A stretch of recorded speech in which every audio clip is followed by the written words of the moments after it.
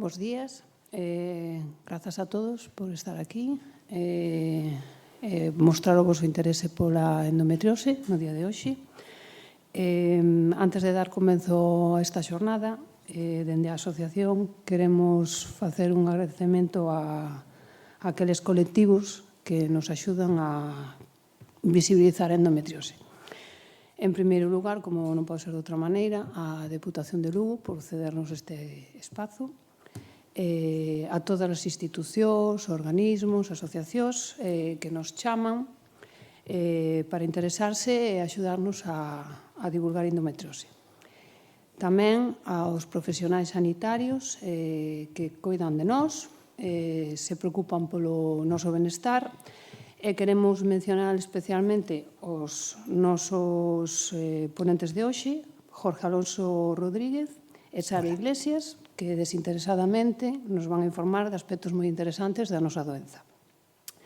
Destacar a colaboración da Asociación Galega de Matronas e o Colexio Oficial de Fisioterapia de Galicia. O asesoramento da Sociedade Galega de Obstetricia e Xinecoloxía para a realización dos nosos díticos informativos e, como non, os 4 colexios oficiais de farmacéuticos de Galicia por colaborar imprimindo os díticos, repartíndoos nos mostradores de todas as farmacias de Galicia. E no día de hoxe queremos agradecer moi especialmente a presencia na sala do presidente do Colexio Oficial de Farmacéuticos de Lugo polo seu apoio e a súa presencia. Tamén cabe mencionar outro tipo de iniciativas de outros colectivos ou particulares que colaboran con nós desinteresadamente para divulgar a endometriose, como é o caso do Kratos de Birión, onde durante todo este mes de marzo teñen no seu restaurante unha exposición benéfica titulada Mulleres que pintan mulleres, por se alguén quere visitar. Engadir que queremos facer notar sempre o cariño e o respeto dos xornalistas que nos dan visibilidade. E, por último, o agradecemento non menos importante e o maior a todas as socias que sacan tempo da súa vida profesional e personal a pesar de padecer unha doenza moi incapacitante para dedicarse á asociación, atendendo a quen chama ao noso teléfono solicitando axuda ou información, atendendo á prensa, encargándose das redes sociais, dando charlas informativas por toda Galicia, organizando xornadas como estas e tantas outras actividades que son tan necesarias. E, bueno, despois de todo este agradecemento, agora sí, procedemos a inaugurar esta xornada con dúas charlas, dúas ponencias moi interesantes que serán subidas á nosa web. Comentar que unha vez rematadas as dúas ponencias abriremos unha roda de preguntas para quen queira facer calquera tipo de pregunta, comentario, o que sea, aos invitados. Así que dou paso ao primeiro invitado, á primeira charla, que é Jorge Alonso Rodríguez, facultativo especialista da área de xinecoloxía do ULA, co tema endometriose, avances no tratamento. Moitas gracias pola túa presenza. Hola, buenos días. Gracias a vosotras por permitirme esta exposición. Si no os importa, es que soy un gesticulador, no os importa que la dé. Non hai problema.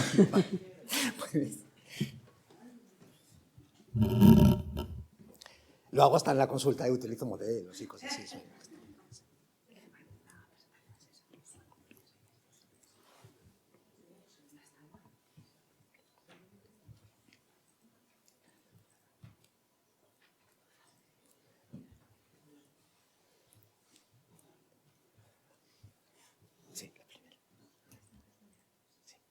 Ya sé que no queda muy bien empezar pidiendo perdón, pero dadas las características de lo que es la exposición, sí que os voy a pedir perdón. Da la siguiente. Por 3 cosas. La primera, si venís con la esperanza de que os diga cuándo van a salir los tratamientos, no voy a poder, no puedo decirlo. Solo hay uno que sí voy a poder deciros cuándo va a salir, pero todos los tratamientos de los que voy a hablar cronológicamente no puedo aseguraros cuándo saldrán. Y además, seguramente alguno de los tratamientos de los que vaya a hablar hoy no cumplirá los objetivos y probablemente no acabará saliendo al mercado. Y además, al tratarse de tratamientos innovadores, probablemente sea un poco técnica y espero que no os resulte muy tedioso. Incluso si queréis podéis interrumpir y preguntar lo que queráis. ¿Vale? Entonces, debemos partir del concepto actual que tenemos de la endometriosis. ¿Vale? La endometriosis hoy la consideramos como una enfermedad inflamatoria, ya veremos si local o general, pero es una enfermedad inflamatoria, crónica, progresiva y hormonodependiente. Vale. Siguiente. Vamos a considerar el primero de los factores que determinan esta enfermedad.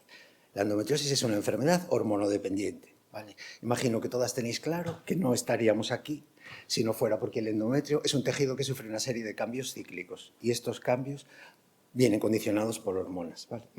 No tengo... No, la anterior. Vale. Es que no tengo puntero, perdón. Vale, los cambios. Así.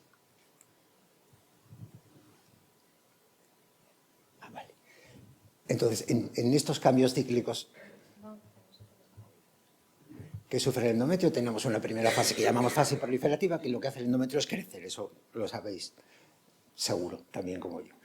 Y una segunda fase que llamamos fase secretora, en la que el endometrio experimenta una serie de cambios que le van a permitir aceptar y mantener un embarazo. ¿Vale? Estos son los cambios que sufre a lo largo del ciclo el endometrio.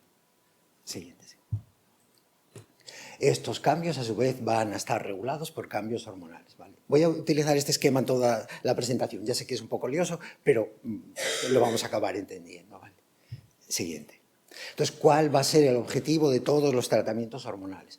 Pues interferir en estos cambios cíclicos. Cualquier tratamiento que vayamos a buscar es para hacer que el endometrio no sufra estos cambios cíclicos. Así interferimos en el crecimiento y en la actividad de las lesiones. ¿Esto cómo lo podemos conseguir? Solo de dos formas. O hacemos que el endometrio se quede en esta fase, es decir, un estado hipoestrogénico, o hacemos que el endometrio se quede en esta fase, es decir, hacemos que el endometrio tenga una transformación secretora. Se llama pseudodecidual porque es como lo que sucede en el embarazo. En el embarazo no se produce la menstruación, el endometrio se queda en esta fase hasta que se vaya desarrollando el feto. Es decir, todos los tratamientos hormonales de los que vamos a hablar o van a buscar que tengamos un endometrio así, inactivo, hipoestrogénico, o un endometrio con una transformación secretora. Vamos a empezar por el primero. Empiezo por el primero porque ya sabéis que se aprobó este mes. ¿Vale? Este fármaco ya tiene una indicación para la endometriosis. El fármaco es un poco rollo, es un antagonista oral de la GnRH en combinación con terapia ADVA. ¿Vale? ¿Qué es un antagonista de la GnRH?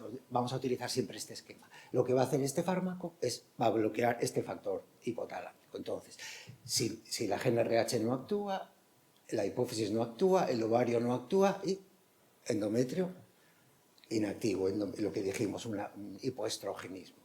O sea, estáis diciendo un fármaco nuevo y lo único que vais a hacer es convertir a las mujeres endometriósicas en mujeres menopáusicas. Una vez más, que casi siempre lo que hacen los tratamientos. No, vale, por lo que os decía, es un tratamiento que va a estar combinado con unos niveles hormonales que ahora os voy a explicar. Siguiente. Este sería el ciclo normal, endometrio prolifera, transformación secretora y si no, se descama. Si solo tuviéramos ese fármaco que es el antagonista de la GnRH, ¿qué tendríamos? Este endometrio, que sería el endometrio de una mujer menopáusica, pero combinado con dos hormonas, estradiol y noretestosterona, lo que buscamos es un endometrio que tenga una actividad ligeramente por encima de los niveles en los que estaría en la menopausia. Es decir, buscamos un endometrio que esté así todo el tiempo. Entonces, ¿qué conseguimos? Lo que buscamos siempre en todos los tratamientos, que dijimos, interferir en los cambios cíclicos. Vamos a tener un endometrio que siempre va a estar así. Entonces, no se va a producir menstruación, no se va a producir ni el crecimiento ni el desarrollo de las lesiones y tiene muy buen control de la sintomatología. Es decir, en principio las expectativas son buenas. ¿Cuál es el problema que tenemos con este fármaco ahora mismo? Que tenemos que estar seguros de que mantenemos a la paciente aquí y no aquí. Es decir, como estamos dando un tratamiento crónico, a las pacientes que reciban este tratamiento, al cabo de un año vamos a tener que pedirles una densitometría. ¿Vale? Tenemos que estar seguras de que no están menopáusicas. Buen control de la sintomatología, regresión parcial de las lesiones y amenorrea, no hay sangrado. Este es el primero. Siguiente. Algunos lo conoceréis y os dará pavor. Vale. Inhibidores de la aromatasa. ¿Qué es la aromatasa? La aromatasa es una enzima que participa en la síntesis de estrógenos. ¿Está en las células endometriósicas? Normalmente no. Está en las células del ovario, en las células de la grasa y es una enzima muy importante porque ya veis qué circuito tiene la aromatasa. O sea, tienes el estradiol produce la síntesis de esta sustancia que es la prostaglandina 2, que es un mediador de la inflamación. La prostaglandina produce un aumento de la aromatasa produce un aumento de estradiol. Ya veis que es un circuito cerrado que puede perpetuar las lesiones. Pero ¿qué es lo que hemos comprobado? Pues hemos comprobado que en las mujeres que tienen endometriosis tienen unos niveles de aromatasa en el endometrio muy elevados, mucho más importante que las mujeres que no tienen endometriosis. ¿Hay evidencia de uso de este fármaco? Sí, este fármaco ya lo estamos usando mucho. ¿Pero para qué? Seguro que os suena. Para el tratamiento de todos los cánceres que dependan de hormonas. ¿Vale? Entonces, es un tratamiento que en principio sería muy eficaz, pero que tiene el inconveniente de que tiene muchísimos efectos secundarios. Bueno, los de segunda y tercera generación ya menos, en relación a los de primera generación. Entonces, ¿esto supone un gran avance? No. Pero el gran avance, siguiente diapositiva, es que se está ensayando con dosis muy bajas de aromatasa administradas por vía tópica. Es decir, vamos a administrar la aromatasa a través de vía vaginal para que no tenga casi efectos secundarios. ¿A quién? A aquellas mujeres que tengan endometriosis profunda retrocervical, que probablemente es la endometriosis con más sintomatología, la más dolorosa. Es decir, vamos a poder utilizar un fármaco que es muy efectivo y que por vía tópica va a tener muy pocos efectos secundarios. ¿Vale? Esto es bastante esperanzador. A ver.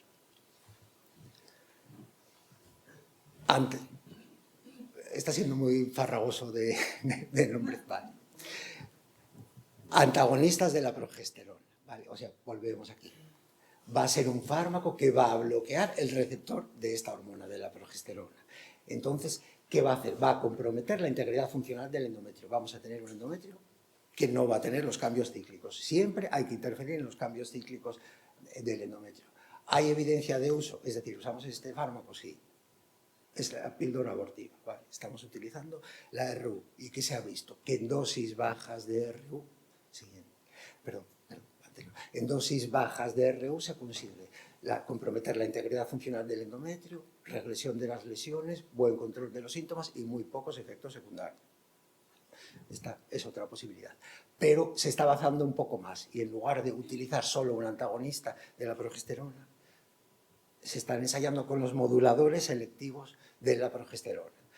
Los moduladores selectivos son fármacos que tienen un efecto antagonista de la progesterona en algunos tejidos y un efecto estimulador, bueno, agonista parcial en otros tejidos. Es decir, que tienen un efecto beneficioso en otros tejidos y solo tendrían el efecto antagonista en la progesterona.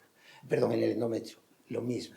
Bloquean el receptor de la progesterona en el endometrio, comprometen la integridad funcional del endometrio y, por ejemplo, a nivel de la mama, tiene un efecto beneficioso, un efecto antiproliferativo mamario.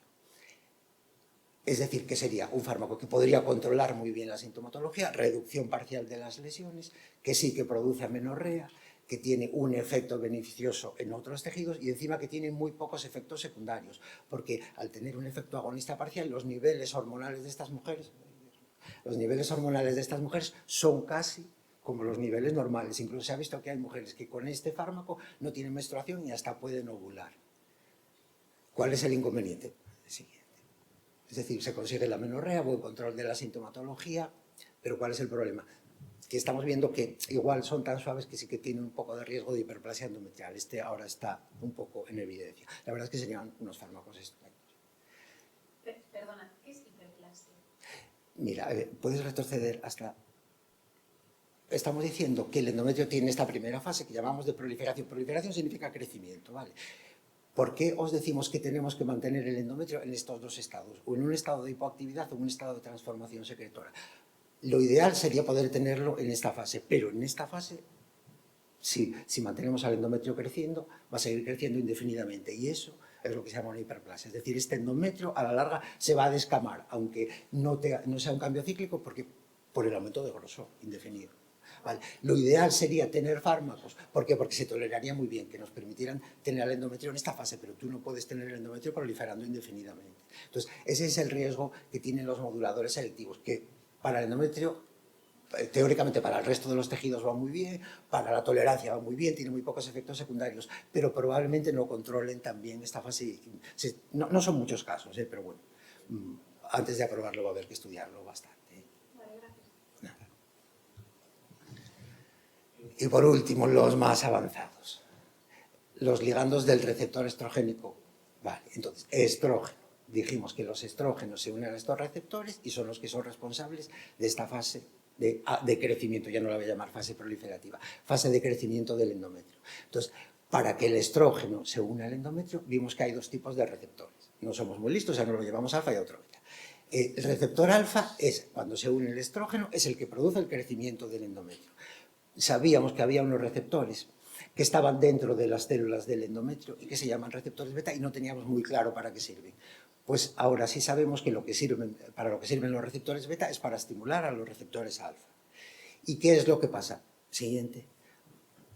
Pues que el endometrio, solo el endometrio de las lesiones endometriósicas, no el endometrio de las mujeres que tienen endometriosis, no, el endometrio de las células endometriósicas tiene mucha mayor expresión de este receptor, del receptor beta, en relación a las células del endometrio normal, de una mujer endometriósica. Es decir, si tenemos una sustancia que bloquea la unión del estrógeno a este receptor beta, estaremos actuando casi específicamente a nivel de las células del endometrio de las lesiones endometriósicas. Es decir, tiene muy buen control de los síntomas y muy pocos efectos secundarios, casi no actúa sobre el endometrio normal.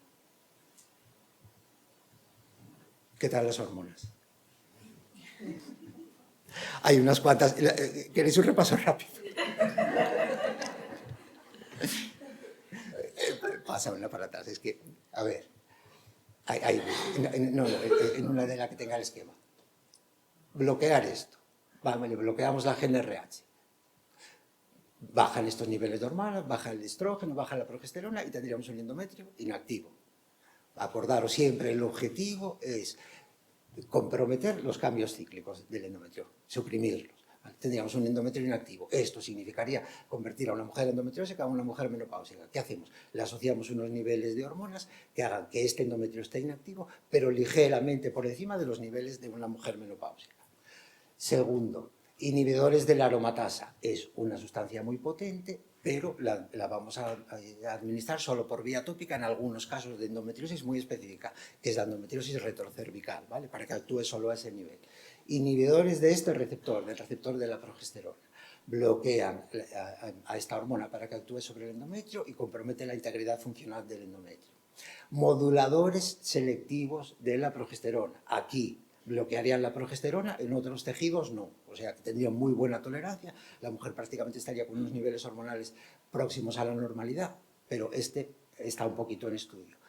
Y los ligandos del receptor de estrógeno, bloqueamos aquí.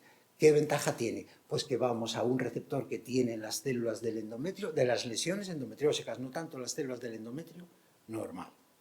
Bueno, veis que hay bastantes posibilidades a ver lo que... Vamos a considerar otra de las características que define la endometriosis, ¿vale? Para ver los tipos de tratamiento que tenemos desde el punto de vista de la endometriosis como enfermedad inflamatoria. ¿Vale?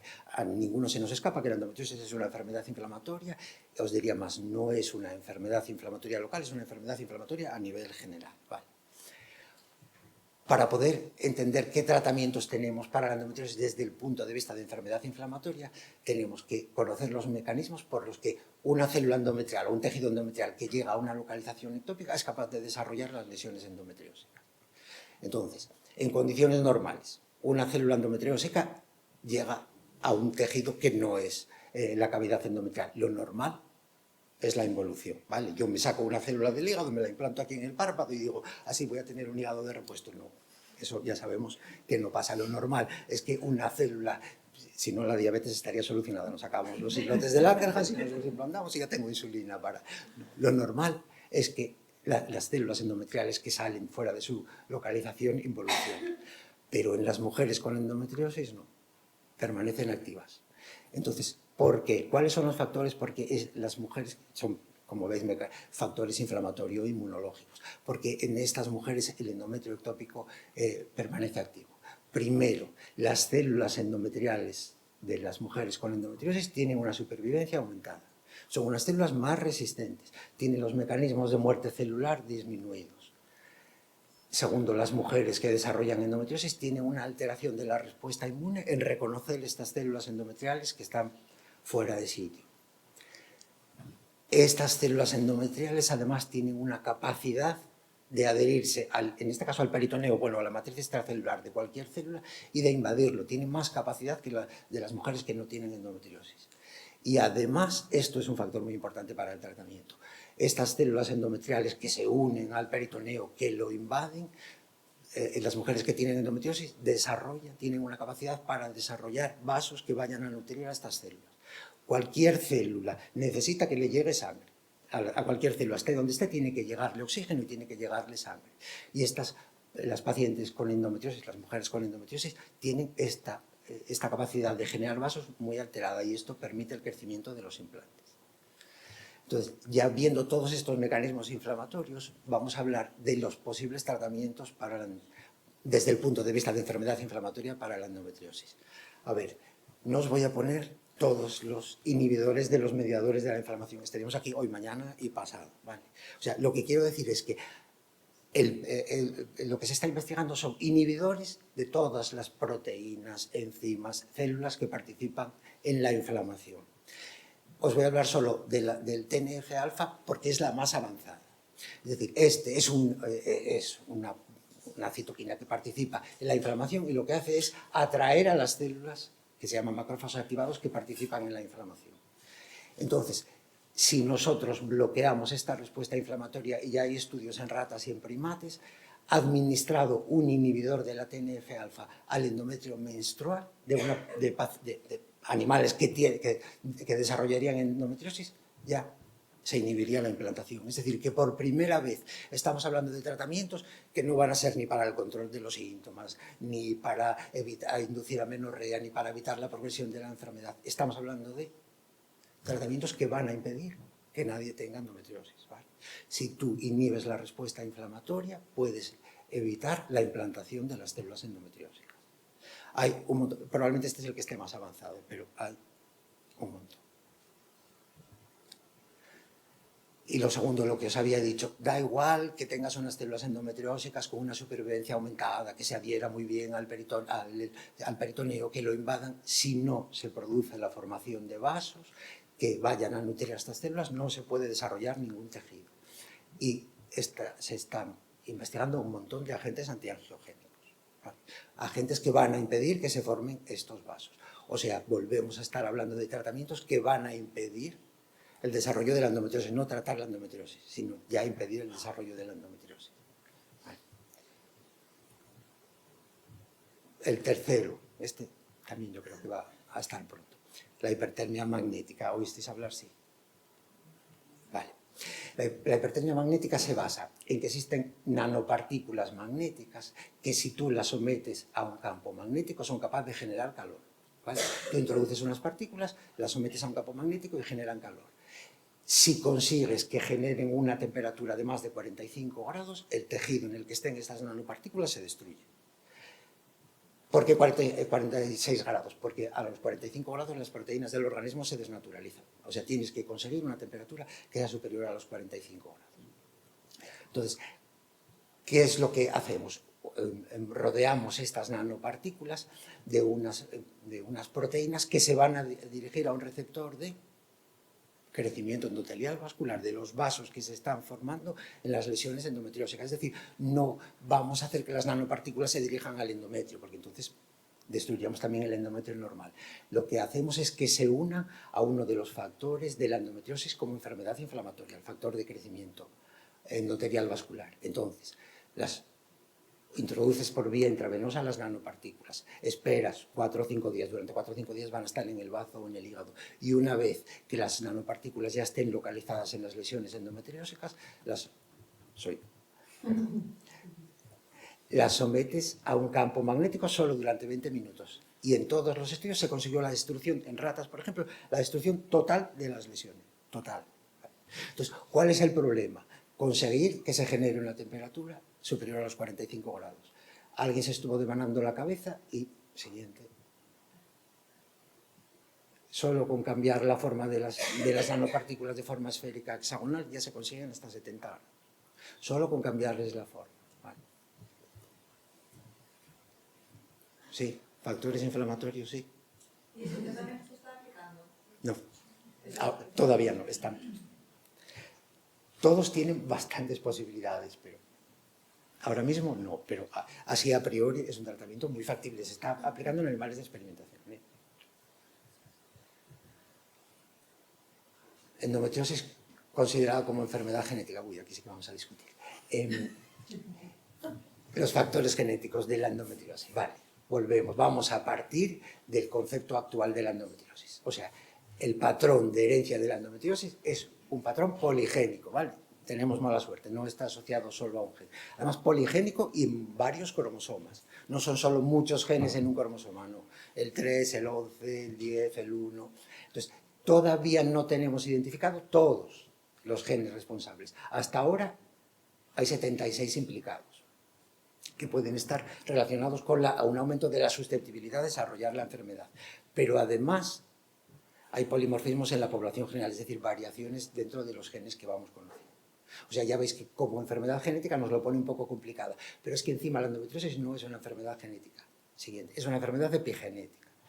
Es decir, hay cambios en las células que se pueden producir durante las células y que no están codificados en el DNA, sino en la expresión del DNA. Entonces, la única ventaja es que estas marcas epigenéticas, esta predisposición que pueden tener algunas mujeres al desarrollo de la endometriosis, pueden persistir durante toda la vida de la mujer, pero se pueden modificar. Pueden ser reversibles ante determinadas...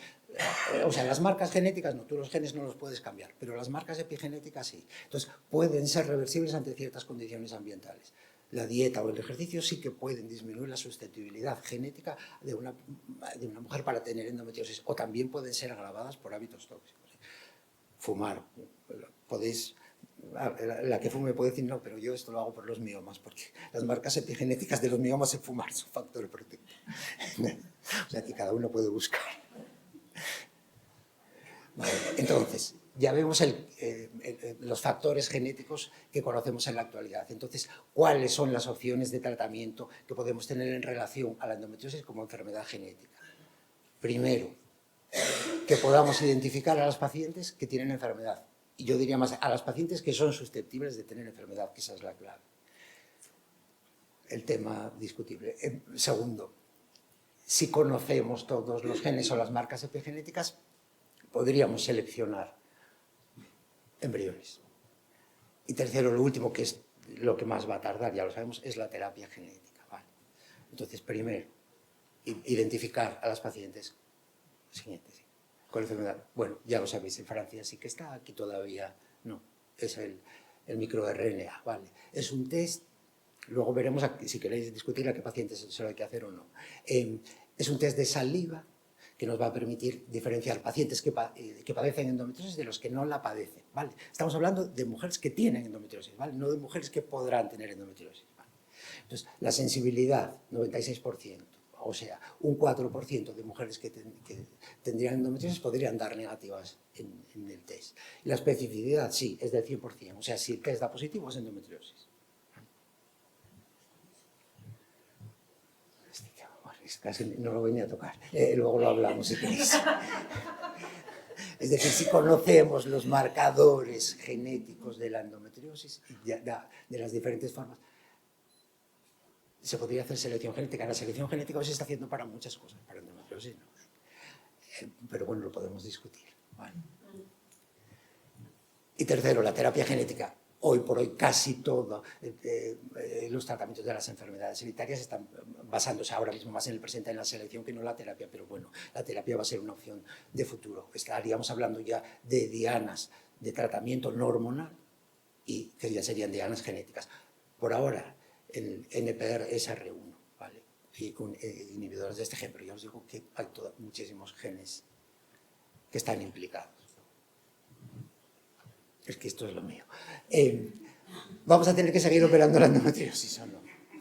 Vale, os voy a decir una cosa. Sí, la vamos a tener que seguir operando ahora y durante bastante tiempo. Ya sé que cuando todos estos tratamientos, si funcionen, no va a haber endometriosis. Pero hoy por hoy sí que tendremos que seguir operando la endometriosis y la vamos a tener que seguir operando durante bastante tiempo. Y os puedo decir que la cirugía de endometriosis es la cirugía con mayor dificultad dentro del ámbito de la ginecología. Porque está... Bueno, aunque esté grabado, cuando la princesa de Gales dijeron que le habían hecho una histerectomía y que se había complicado tanto, a mí me saltó el clic y fue una endometriosis. Creo que no, pero a mí me saltó el clic, fue una endometriosis seguro. Vale, entonces, el presente en el tratamiento quirúrgico. El presente es la cirugía robótica, ¿vale? Este es mi hijo muy amado, pero no vamos a decir marcas ni nada, ¿vale? Entonces, ¿cuáles son los avances dentro de la cirugía? No, todavía no. Primero, hay que cambiar las vías de acceso para operar a las pacientes, ¿vale? Hay que conseguir que las pacientes salgan del quirófano y prácticamente no se enteren de que han sido operadas entonces. Ya visteis que el robot tiene 4 brazos de 8 milímetros, o sea, las incisiones no llegan ninguna a 1 centímetro. Bueno, pues en el futuro vamos a conseguir que la incisión sea esto.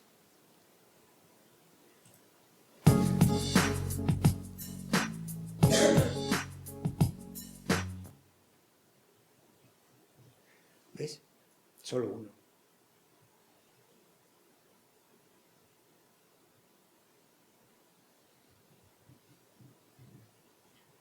Va un poco lento.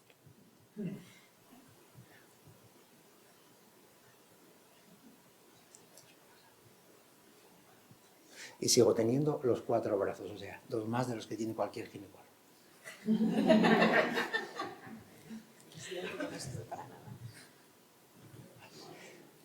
Siguiente. Más vamos a conseguir que el puerto de acceso único sea a través de orificios naturales, lo que se llama, bueno, V porque es de vagina, pero hay otros orificios naturales. Sea a través de la vagina, o sea, vamos a conseguir solamente la introducción del puerto a través de la vagina. Esto en la endometriosis es especialmente difícil, ¿vale? Porque ya sabemos que hay endometriosis que afectan sobre todo a esta zona y conseguir introducir el puerto a través del fondo del saco vaginal va a ser complicado. En otras patologías de la ginecología sí va a ser más difícil. Es decir, la paciente va a salir y no va a tener ninguna incisión. No sé. Siguiente. Los sistemas de energía. Vale. Tenemos que cada vez conseguir sistemas de energía que nos permitan eliminar los tejidos endometriósicos, produciendo el mínimo daño en los tejidos sanos. Ya sabéis que hoy, en la actualidad, básicamente se basan en la electromedicina y en los ultrasonidos, pero cada vez está, bueno, esto ya no es un avance, esto ya se está utilizando, cada vez es más el láser, ¿vale? El diodo, el CO2 o el plasmayet, que es un gas, ¿vale? O sea, tenemos que buscar sistemas de energía, sobre todo en las mujeres que quieren seguir manteniendo deseo gestacional, que eliminen solo las lesiones endometriósicas sin afectar para nada a los tejidos sanos. Y por último, todos los avances tecnológicos que van a venir asociados. Es decir, el problema que hay en la endometriosis siempre es diferenciar cuáles son los tejidos que están afectados por la enfermedad de los tejidos sanos. Entonces, tenemos que añadir dispositivos que permitan el reconocimiento de esos tejidos en tiempo real. El microscopio multifotónico y la tomografía de coherencia óptica. Estas la están utilizando los oftalmólogos para ver las capas de la retina. O sea, fijaros hasta qué nivel de precisión nos van a permitir diferenciar las capas. El otro problema que tiene el robot es que tú no tienes sensación de que estás tocando nada, es decir, solo tienes que guiarte de la vista, pero ya sí que existen sistemas que permiten la sensación táctil. Y luego, el gran problema que es las cirugías colaborativas y la asistencia robótica. A ver, si estamos diciendo que la endometriosis es una enfermedad muy difícil de operar, ¿por qué la tengo que operar yo? Es decir, ¿por qué no la tiene que operar el mismo ginecólogo que vive en Wisconsin? Todos los casos complicados. Bueno, pues esto es perfectamente posible. Él tiene la misma consola que yo tengo aquí. Es decir, podría operarla perfecto. Ahora mismo solo hay una limitación legal. La ley dice que la consola con la que tú estás operando tiene que estar a un determinado número de metros de la paciente, no más. Sí. Es decir, que todos operamos en la misma sala que está la paciente, pero podría estar operándola un cirujano desde Houston con la misma consola que tengo yo y yo estar en la consola de al lado. El robot realmente se desarrolló por la guerra de Irak, o sea, para que los cirujanos de Estados Unidos pudieran operar a los soldados en Irak que no querían ir allí a operar. Entonces, esto cambiaría muchísimo la dificultad de la cirugía de la endometriosis, porque la estarían operando casi siempre personas que tienen muchísima experiencia y que están acostumbradas a cirugías tan complicadas. ¿Vale? Empecé pidiendo perdón y ahora lo único, lo que quiero es daros mi declaración de objetivos, ¿vale? Es que ya soy un poco friki. No se me ocurrió No se me ocurrió a nadie que lo pudiera explicar mejor que el dios del sueño. El dios del sueño tuvo que bajar al infierno, bueno, por unos motivos personales, y enfrentarse al mismísimo demonio, ¿vale? Pensar que este demonio es la endometriosis, ¿vale? Y entonces establecieron un duelo dialéctico, ¿vale? Bueno, esta es la I am a butcher bacterium. Warm life destroying.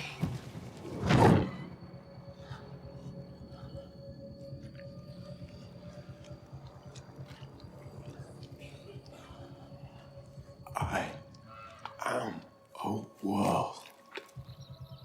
Space floating. Life nurturing. I am a nova. All exploding, planet chromating.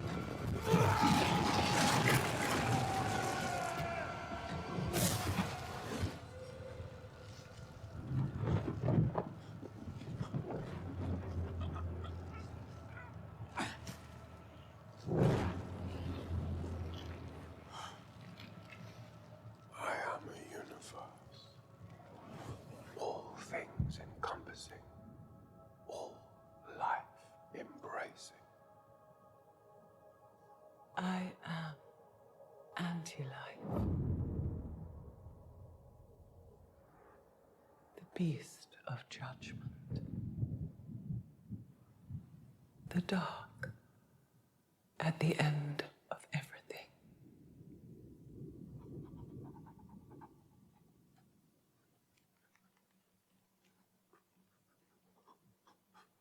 What will you be then, Dream Lord?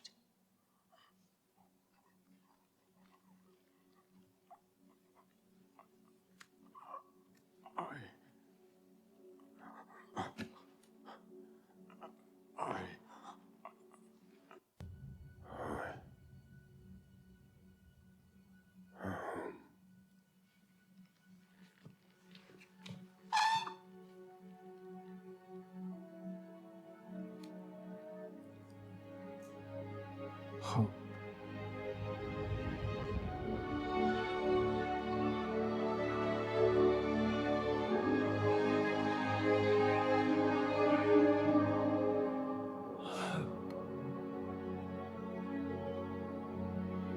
Esto es lo que os pido, estar seguras Well, I bring de que vamos a acabar con el... Vale. Gracias.